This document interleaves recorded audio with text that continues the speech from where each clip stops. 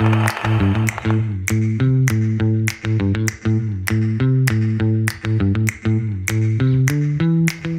so welcome to the first episode of Finding the King of Laksa. This is the first kopitiam that we are at. It is called the Garden Cafe. The reason why I choose this to be my first kopitiam or to try their laksa is because I always come here. This is my childhood laksa. So I want to use this laksa as a benchmark. I want to use this as the one that set all the marking. Like how do I know whether or not a laksa is good? It needs to be better than this one. If not, it is gonna be like worse than this one. So this is the benchmark, the average among the laksa itself. So when I look at it, it looks really amazing, just like how I remember it. One thing like weak about this laksa is that it doesn't actually serve with egg as one of the topping, but you know, like, and if you have an egg, that is definitely gonna be a plus to the meal itself. But me personally, since I have eat this laksa for such a long time, I already got accustomed to not having egg on laksa. But having an egg on laksa is generally kind of like your one of the topping of laksa. Laksa usually have three toppings: the prawn, the tauge, the minced meat, and also the egg itself. So actually have four toppings. Okay, but that is not the only thing I ordered today, because every single time when I came here to eat, I will always order the pork pia, and I'll also order some youtiao to eat alongside with the laksa. So I'm not gonna break the tradition here today, and at the same time I want to do a little bit of publicity for them as well. I want to like promote them. So the Garden Cafe that I'm at is actually at the Golden Arch corner. This is a building called Golden Arch, and a lot of people don't really understand, like, hey, actually there is like two different kopitiam in the Golden Arch itself. There is the Golden Arch Cafe and there is the Golden Arch Cafe, something like that. So the one I'm at right now is the Golden Arch Cafe. So if you if you want to try their laksa, come and try it. And they don't make no mistake, okay? The one that is called the garden is actually the one that is behind, like the one that is not facing the main road. It's the one that is behind the main road itself. So if you want to try it, feel free to come and try it. But now let me just review the laksa. Like I said, it looks good. I'm gonna start off with the soup. Wow, milky, smooth, creamy, rich. This is laksa. It carries a little bit of hint of spiciness in the laksa itself, and that is what I love about laksa. Laksa should be a balance between the flavor of sweet and spicy, and this I'm telling you, this store did it perfectly.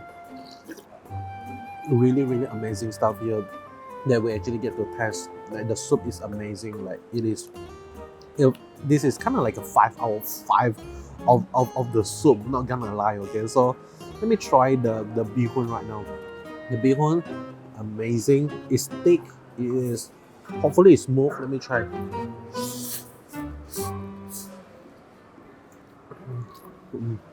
It's smooth definitely, but it also managed to carry a little bit of flavor into the bihun itself. The bihun actually have taste.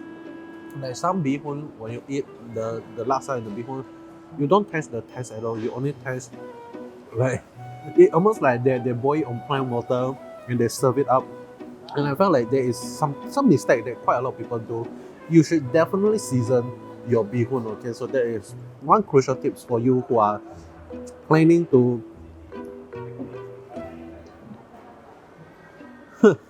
sell your bihun one day in the future. I don't know, but really amazing stuff. Love it. But now that I have tasted so many bites of the bihun, I felt like the bihun might be slightly overcooked. It felt a little bit too much to my taste, so it might be a little bit overcooked. So I might actually deduct some mark for that. But if you prefer that, that would be amazing. But yeah, okay. Let me try the prawn. The prawn is deveined perfectly, but is it fresh? Is it well cooked? We have to wait and see. Mm. No, the prawn is not fresh and it is overcooked. But when you overcook a prawn, the prawn will actually become very easy to be dissolved when you eat it. So it's like it's not chewy to the texture, it's not springy to the texture and all. So this is not good, okay? Overcooked, they're not good, not good. But that's not the only thing. Like the prawn here, they're not cleaned perfectly in a sense. Like there are some prawn that still have a little bit of vein inside the prawn, and this is either carelessness or laziness. I'm not sure which one, but up to you to decide. And this one, the front part of the prawn is deveined, but the back part of the prawn is not deveined at all. It is still having the yaki stuff behind the prawn. So if you are hardworking, you can devein it yourself, but I'm not hardworking, so I'm just gonna eat it. Very, mm, very amazing bowl of laksa, not gonna lie. The only downside here is like the bee hoon being slightly overcooked, and also the prawn being not fresh, not fully deveined, not properly clean, and also like overcooked as well, the prawn. So yeah, this is the Golden Arch Cafe. I'm gonna finish this and then I'm gonna try the Golden Arch Cafe Laksa, which is just right beside the Garden Kopitiam. So there is two Kopitiam here fighting with one another, and I really love this because when you only have one Kopitiam, they actually lack the motivation to maintain their quality. But when you have two Kopitiam, they're trying their best to maintain the quality so that there is a healthy competition going on. No one can actually slack off. There's no monopolizing at a certain area. So that's something really amazing. So I'm just gonna finish this and I'm gonna order from the Golden Arch Cafe Laksa. Okay, so for the second store of Laksa that I'm gonna try today is the Golden Arch Cafe Laksa. This is different from the Garden Cafe Golden Arch Laksa. So I'm really excited because I never actually tried this laksa before. So this is my first time trying out their laksa. Every single time when I came here, I always go for the Gardens Cafe laksa. But now I'm gonna try the Golden Arch. Presentation wise, it looks really amazing. It has a lot of colors and the prawn is way huge, way bigger compared to the one we have that is in the Gardens Cafe. And the meat that they actually gave us is a different type of meat. I'm not sure. I'm pretty sure this is not breast meat because it looks really soft and really juicy. And the best thing about this, it gave eggs. It actually have eggs as one of the toppings, so it has the perfect combo topping here from the egg itself. And by the looks of it, they actually managed to fully deprawn the shell and not devein the prawn itself. So that is something really good. I have to give mark for them about that. And one of the best thing about the Golden Arch Cafe is that they give tissue. Tissue is one of the most crucial thing you need when you're eating a laksa. I think from now on I'm gonna give kind of like an extra point for the store that actually give you a tissue, okay? Because like this tissue is a huge thing, okay? Like with a tissue, you can clean yourself up after you eat, and when you bring your dad over, you know, like you don't want to look messy in front of your dad, okay? So if you want to bring your loved one, the one that you have an eye for, or maybe the person that you're um, are a big fan of laksa, and you guys want to go kind of like a laksa journey across Kuching, make sure to bring a tissue along, okay? But with that being said, let me review the laksa, starting with the soup.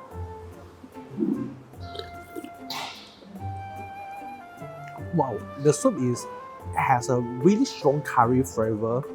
It's very, very different from the flavor that we had previously at the Gardens Cafe. But this on itself actually have kind of like a unique aroma to it. It tastes a little bit oily. Like I can really taste the oil. I'm not sure why. Maybe it's because the oil is more fragrant compared to the one that's in Gardens Cafe. It's sweet, but not as spicy. It is not as spicy. That is something that I really don't expect. For being such a heavy, heavy smell for curry, it doesn't have quite a lot of spiciness in the soup itself. So I'm gonna add the sambal in and to see how does the sambal actually taste like.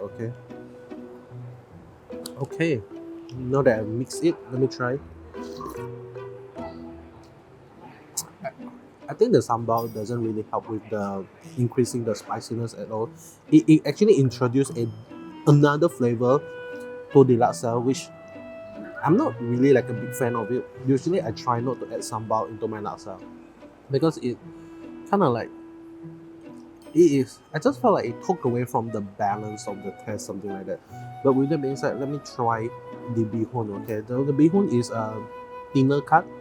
It's not the thick version of bihun, and it looks like it carries a lot of flavor in the bihun as well. So I'm just gonna give it a go. It is salty, which is good. Means they season their bihun when they boil it. That is crucial. Some store legit didn't actually season their bihun before they boil it. So that is something really, really weird now that I think about it. Good. Love the bihun. Is perfectly cooked. It is not mush. It still carry a little bit of toughness in the bihun itself, and you can and yet you are able to bite it off really, really cleanly, really, really easily. It's smooth to your throat, very easy to go down, and that is something I really love. So the bihun is amazing. Let me just finish this. I'm gonna move on to the prawn next.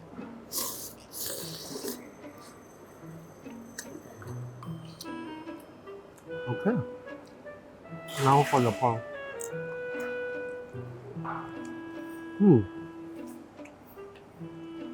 The prawn I ate just now tasted okay. It has the chewiness there. It's definitely fresh, but I'm not so sure if the prawn is slightly overcooked or not. Let me try it again.